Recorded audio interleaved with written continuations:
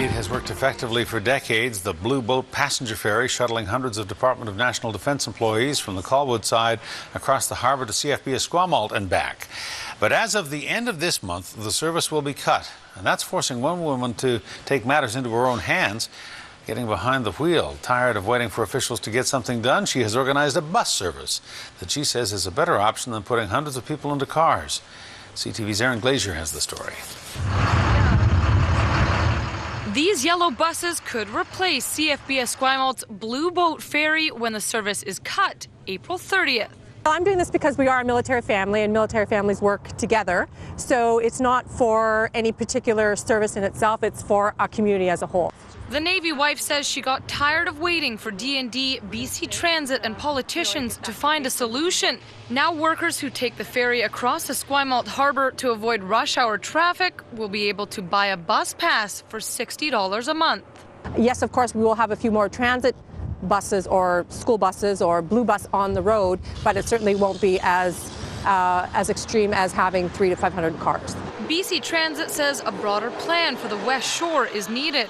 We need leadership. We need a pilot project to see if we can get bus priority or HOV lanes on Douglas Street, getting people into town more effectively and efficiently. That's what we think the solution is. Others say it's time to put money into existing infrastructure, such as the ENN Railway.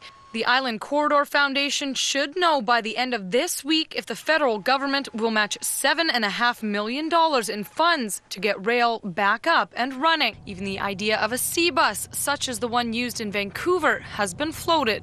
I think CFB Esquimalt should be a part of it. They'd be the largest user, all their employees, and so it would be wonderful if they stepped up and said, yeah, we need to have a TDM plan, and we'd like to work with you on some form of a sea bus.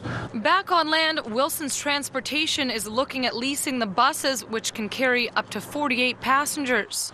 We charter and rent our buses. If a client has the correct license, in this case Class 2 was required, a professional driver's license, then we do rent out our buses without drivers. The bus service could be a short-term or a long-term solution depending on whether any other private companies step forward. One who has done an online survey asking customers if they would like to ride their boats is Harbour Ferry of Victoria. The ferry system is more feasible, I think, idea. However, the cost-effective to that is not plausible at this particular time. And if they came to us and wanted to work in partnership or work with us, that's always an option.